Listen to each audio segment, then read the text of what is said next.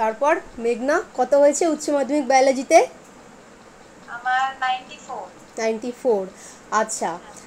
যখন তুমি প্রথমে ভর্তি হয়েছিলে একটা ভয় ছিল যে আদৌ এখান থেকে কমন পাবো কি না, আদৌ কিছু মানে হবে কিনা, এবং পরীক্ষার আগেও একটা চিন্তা ছিল যে মানে একটা টেনশন ছিল আদৌ ম্যাম এরকমভাবে বলছে এতটা কমন বা যে এইগুলো সাজেশানগুলো কাজে লাগবে কিনা বা যেগুলো পড়ছি ক্লাসগুলো কাজে লাগবে কিনা।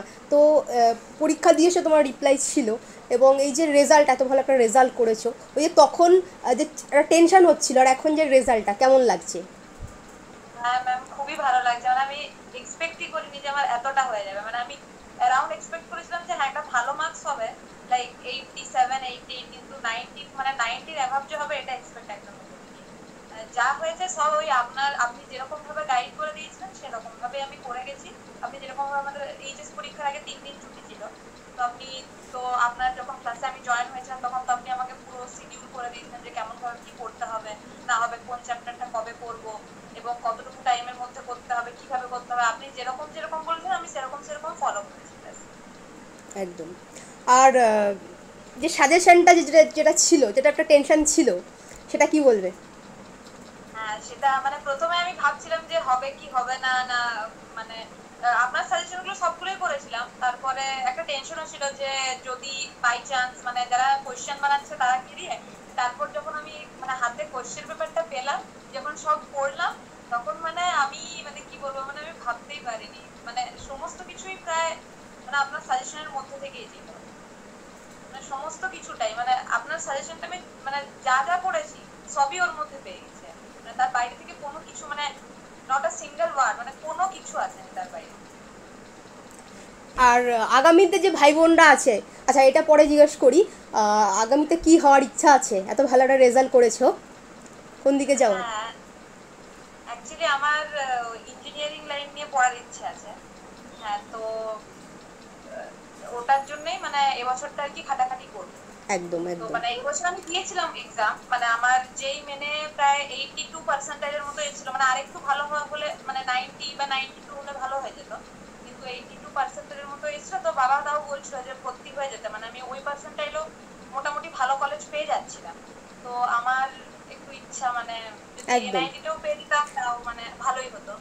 তো একদম তাও চেষ্টা দেখি করো। এবছরটা খালি চেষ্টা করে, আমার মনে হয় হয়ে যাবে একদম ভালোই। হয়ে যাবে, নিজের রেজাল্ট একটু কনফিডেন্স যে আমার হবে, তো সেখানে কিন্তু ডেফিনেটলি হয়ে যাবে, এবং যথেষ্ট পরিশ্রমী তুমি। তারপরেও মানে এটা কীভাবে করবো জিজ্ঞেস করছিল, ওটাতেই বোঝা গেল যে যথেষ্ট পরিশ্রমী, যথেষ্ট মানে খেটে। আর সেখান থেকে তুমি হচ্ছে সমস্ত, আমি ভেবেছিলাম যে তুমি নিটে পড়ছো, যে এতটা ভালো রেজাল্ট করেছো, ইঞ্জিনিয়ারিংয়ে না না। ইঞ্জিনিয়ারিংয়ে হ্যাঁ হয়েও বায়োলজিতে 94, তাই তো? হ্যাঁ এটা প্রথম পেলাম, হ্যাঁ বাট যারা সবাই নাম্বার পেয়েছে সবাই নিটের খেটেই বায়োলজিতে ভালো পেয়েছে, সেখানে তুমি ইঞ্জিনিয়ারিংয়ের খেটেও বায়োলজিতে 94, এটা একটা অনেক বড় ব্যাপার। যে সমস্ত পুরো ইঞ্জিনিয়ারিং ব্যাকগ্রাউন্ডে বায়োটা একটু করেও কিন্তু বায়োলজিতে একটা ভালো, এত ভালো রেজাল্ট তুমি করেছো। আচ্ছা, পরীক্ষার খাতাতে কিভাবে লিখেছিলে? পরীক্ষার খাতাতে মানে যেরকম এমসিকিউ তো যেরকম মানে ওগুলো তো করা থাকে এমসিকিউ, আর যে আপনার দু হুম, নাম্বারের খোপ করা এক থাকে। নাম্বারের এসএ কিউ গুলো ওগুলো তো খুব করা থাকে, ওগুলো তো আপনি কিছু করতে পারবেন না, মানে ওগুলো আগেই বলে দেওয়া থাকে যে হ্যাঁ। ওখানেই করতে হবে। হ্যাঁ তো তারপরে আপনি যদি জিজ্ঞেস করেন যে তারপরের বড় কোশ্চেন গুলো আমি মানে কালারিং পেন ইউজ করেছিলাম। মানে আমাদের তো কালারিং পেন মানে আপনার ব্লু আর ব্ল্যাক, তো হুম। তো আমি ওরকম ভাবে মিক্স আপ করে লিখেছিলাম।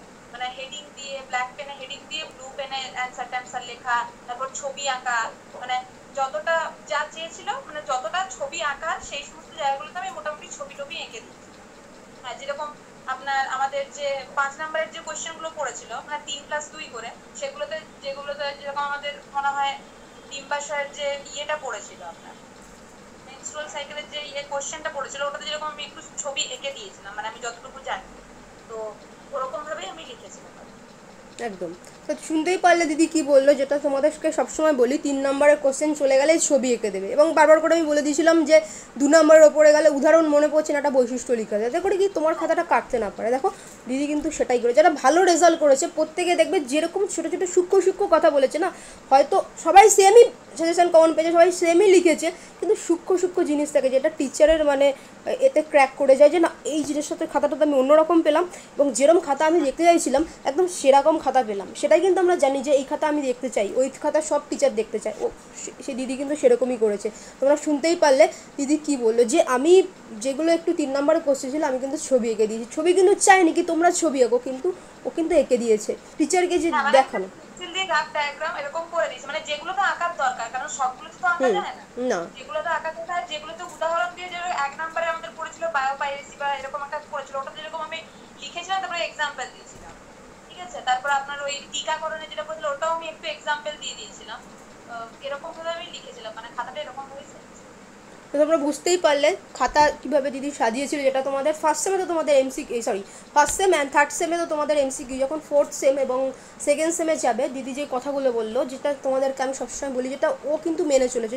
যারা ভালো রেজাল্ট করেছে দেখবে প্রত্যেকে মেনে চলেছে, যে এই জিনিসগুলো পুরো ছোটো ছোটো সূক্ষ্ম সূক্ষ্ম জিনিসগুলো মেনে চলেছে। যে আমি কিন্তু যেগুলো যেগুলো উদাহরণ দেওয়া যায় আমি দিয়েছি, এবং যেগুলোতে ছবি সেগুলো দিয়েছি। 1 নম্বরে তোমাকে 1 নম্বরই দেবে টিচার, 1 নম্বরই দেবে, বাট তোমার না ইমপ্রেশন পড়বে একটা ভালো। টিচার দেখবে না এই যে ছেলেটি বা মেয়েটি তো একটা উদাহরণ দিয়েছে, কি একটা বৈশিষ্ট্য এটা দিয়ে দিয়েছে, তাতে কিন্তু পরের যে নাম্বারগুলো আছে না আরও বেটার ভালো কিন্তু হয়েছে। দিদি কিন্তু সেটাই করেছে। আচ্ছা, আর পরের বছর যারা পড়ছে আর কি, ধরো যেমন তোমার একটা ভয় ছিল ক্লাসে ভর্তি হওয়ার আগে, যে কি আমি ক্লাসটা নেবো কি নেবো না, একটা একটু ভয় তো ছিলই, কারণ অনলাইনের মাধ্যমে এটা তুমি ওরকম মানে চেনা জানা না বা সামনে থেকে না, সে একটা ভয় ছিল। তো সেটা ধরো যারা নতুন বোর্ড তাদের এই ভয়টা থাকার স্বাভাবিক, তো তাদেরকে তুমি কি বলবে? হ্যাঁ, তো আমি যখন আপনার একটা ভিডিও আমি ইউটিউবে দেখেছিলাম, আর আমার মানে বায়োলজি প্রিপারেশন সেরকম ছিল না, আমি টিউশনও সেরকম নিইনি, আমি পড়েছিলাম কদিন, তারপরে আর আপনার সেরকম টিউশন নেওয়া হয়নি। তারপরে আমি আপনার প্রায় মনে হয় কখন ফেব্রুয়ারিতেই মনে হয় আমি আপনার ইয়েটা নিয়েছিলাম, ক্লাসটা। তারপর নেয়ার পরে আমার সেটাই মনে হচ্ছিল যে আপনি একটা কথা বলেছিলেন যে লাস্ট বার যদি পে করতে হয় তাহলে করে নাও, কারণ একবার পে করলে তোমার মানে রেজাল্টের পর বা এই দিনগুলো চলে গেলে আর তখন তোমার রিগ্রেট করতে হবে না। তো একদম আপনার ওই কথাটা আমার এখনো মনে হচ্ছে, তো আমি নিয়ে নিয়েছিলাম। তারপর আমি যখন নিয়ে নিলাম তারপরে তো আপনি আমাকে গাইড করে দিয়েছিলেন, আপনি খুব সুন্দরভাবে গাইড করে দিয়েছিলেন।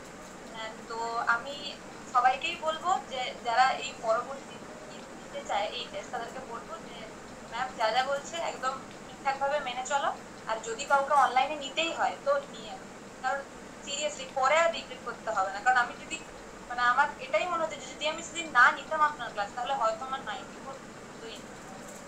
একদম, এবং তোমার যারা পরিশ্রম। অনলাইনে যেটা নেবো নেবো করছে বা একদম লাস্ট পর্যায়েও পৌঁছে গেছে, আমি যেরকম লাস্ট পর্যায়ে পৌঁছে গেছি, আমার মনে হয় পরীক্ষার 1-2 সপ্তাহ আগে ক্লাস নিয়েছিলাম, ঠিক আছে।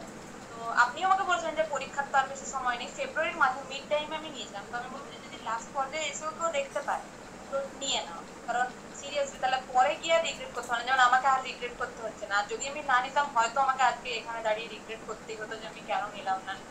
তো আমি তাদেরকে একটাই বলবো যে নিয়ে নাও, আর যারা পড়ছে তারা বলবো যে ম্যামের কথা ঠিকঠাকভাবে মেনে চলো, কারণ আমি ম্যামের কথাই মেনে চলেছিলাম, তাতেই আমার 3 দিনে যদি এত ভালো ফল হয়, তাহলে তোমরা সারা বছর যদি ম্যামের কথা মেনে চলো, ম্যাম যেরকম গাইড করছে বা পড়াচ্ছে, তাহলে তোমাদের তো আরো আমার থেকেও ভালো রেজাল্ট। আচ্ছা, আর কিছু মেঘনা? না ম্যাম, আপনার আর কি বলবো, আর একটাই কথা, আপনাকে অনেক ধন্যবাদ। আপনি যেরকম ভাবে গাইড করে দিয়েছেন, আপনি না গাইড করে দিলে সিরিয়াসলি আমি যদি না নিতাম আপনার ক্লাস, তাহলে সিরিয়াসলি এই মানে এখানে এসে আমাকে সিরিয়াসলি রিগ্রেট করতে হতো। আপনার ওই সেদিনের কথাটা আমার খুব মনে লেগেছিল যে একবার নিয়ে নাও, কারণ লাস্ট টাইমের মতো একবার নিয়ে নাও, পরে গিয়ে আর রিগ্রেট করতে হবে না, নয়তো পরে গিয়ে তুমি সারা জীবন, কারণ এটাই হচ্ছে আপনার তোমার স্কুলের লাস্ট পরীক্ষা, পরে গিয়ে সারা জীবন রিগ্রেট করবে যে আমি কেন নিলাম না বা কেন করলাম না। লাস্ট একটা ট্রাই করেই দেখো, হ্যাঁ, তাতে যা হওয়ার হবে। তো আপনার ওই কথাটা মানে আমার মনে খুব গেঁথে গেছিল, সেই জন্যই আমি ক্লাসটা নিয়েছি। তারপরে তো আপনি আমাকে খুব ভালোভাবে গাইড করে দিলেন, সমস্ত কিছুই ম্যাম আপনার জন্য। একদম, এবং তোমার পরিশ্রম এবং পরিশ্রমটা এবং প্রত্যেকটা কথা শোনা, শুনে চলা, নইলে তো হবে না। ধরো অনেকেই ক্লাস নিয়ে তারপরে কথা। ভাবে গাইড করে দিয়েছিলেন আপনি, তো আমার ক্লাসটা নেওয়ার পরই তারপরের দিনই মানে আমি হয়তো নিয়েছিলাম হয়তো আপনার 12টা এরকম টাইমে, আপনি আবার 4টের সময় অনলাইনে এসে আমাকে পুরো গুছিয়ে শিডিউল যেরকম করে দিয়েছিলেন, আমি আমার ম্যাথ পরীক্ষা দিয়ে আসার পর থেকে ঠিক সেরকম শিডিউল মেনে গেছি, আমার হয়েও গেছে। একদম, ওকে কিন্তু একদমই গাইড করে এবং ওর পরিশ্রম সেটা সব থেকে বড় কথা। ও মানে একদম সেরকমভাবে পড়েছে এবং কথা ছোটো ছোটো কথা যেগুলো ধরো খুব সূক্ষ্ম সূক্ষ্ম জাস্ট বলে দিই, অনেক স্টুডেন্ট যে ম্যাম বলে যে ঠিক আছে আমি শুনবো না, ওটা আমরা সবটা শুনেছি এবং যারা যারা শুনেছে দেখবে আগেও তোমরা দেখেছো এবং শুনে চলার জন্য কি হয়তো ভালো রেজাল্ট। এবং আগামী দিনে যা চাইছো একদম মন দিয়ে প্র্যাকটিস করো এবং তুমি চাইলে ডেফিনেটলি পারবে। অনেক অনেক শুভকামনা রইল আগামীর জন্য, ঠিক না? ওকে, হ্যাঁ হ্যাঁ, ঠিক আছে ম্যাম, ধন্যবাদ। তো ভিডিওটা প্রত্যেকে তোমরা লাইক করে দিও এবং দিদির মতো তোমরাও যদি এতটাই ভালো একটা রেজাল্ট করতে চাও তো বাংলাদেশ বিজ্ঞান অনলাইন বায়োলজি টিউশন ক্লাস চলছে। আমাদের বায়োলজি, ইভিএস, নিউট্রিশন, এগ্রিকালচার এই 4টে ক্লাসই কিন্তু 11-12 তোমরা আমাদের অনলাইন টিউশন ক্লাসের মাধ্যমে তোমরা পড়তে পারবে। নিচে দেওয়া নাম্বারটিতে তোমরা যোগাযোগ করে নিও। আর আমাদের এখানে কিভাবে ক্লাস হয়, ফার্স্টে দেখো ক্লাস হচ্ছে, অসংখ্য ছাত্রছাত্রীর ক্লাস করছে, ক্লাসে পুরো কনসেপ্ট তোমাকে ধরে ধরে বুঝিয়ে দেওয়া হয়, ঠিক আছে? এবার এখান থেকে কী কী টাইপসের কোশ্চেন আসতে পারে সব তুমি কিন্তু ক্লাসে বলে দেওয়া হয় বা কিন্তু তোমায় পিডিএফে দিয়ে দেওয়া হয়। পিডিএফ তো দেওয়াই হয় ক্লাসের পরে, পিডিএফে দিয়ে দেওয়া হয় এবং বলে দেওয়া হয় এগুলো খাতায় হোমওয়ার্ক করতে হবে, ইম্পর্টেন্স জিনিসগুলো, সাজেশনগুলো সেগুলো তুমি হোমওয়ার্ক খাতায় করে ফেলবে। পরের দিন আবার তুমি ক্লাসে এলে পরের দিন আবার এরকম নতুন টপিক পড়ানো হবে এবং টপিক পড়ানো হয়ে যাওয়ার পরে মাঝে গ্যাপ দেওয়া হবে, তারপরে আবার কিন্তু তোমাদের প্রত্যেকটা স্টুডেন্টের খাতা ধরে ধরে চেক করা হয় এবং কোনো স্টুডেন্ট অনুপস্থিত থাকলে, কারোর টাইম ম্যাচিং না হলে তার জন্য থাকে রেকর্ড ক্লাস আর 24 ঘন্টা ডাউট ক্লিয়ার ক্লাস। দেখো এত স্টুডেন্ট সারা পশ্চিমবঙ্গ থেকে ক্লাস করছে এবং প্রতি বছর দুর্দান্ত ভালো রেজাল্ট। ডেসক্রিপশানে গিয়ে ফার্স্ট লিঙ্কে ক্লিক করলে তোমরা দেখতে পারবে 24 ঘন্টার যে কোনো ডাউট তোমরা কিন্তু পাঠিয়ে দিয়ে সলভ করে নিতে পারবে এবং টপিক শেষ হলো সাথে সাথে লাইভে বসে মক টেস্ট এবং সাথে সাথে খাতা চেকিং। এইভাবে এতটা যত্ন করে একদম খুব সামান্য মূল্যে আমাদের ক্লাস হয়, খুব সামান্য মূল্যে তোমরা যোগাযোগ করে নিতে পারো, ঠিক আছে? একটা বাড়িতে টিউটর রেখে পড়লে যেরকম গাইডেন্স পাবে আমাদের এখানে সেরকম গাইডেন্স পাবে। এছাড়াও একবারে যদি কোর্স নাও ফুল সেমিস্টারের, সেখানে তো তোমরা 1 মাসের বেতন পুরো ফ্রি পেয়ে যাচ্ছ। এইভাবে এতটা যত্ন করে এত সুন্দর করে তোমরা বায়োলজির, ইভিএস, নিউট্রিশন এগুলো অন্য কোথাও পাবে না।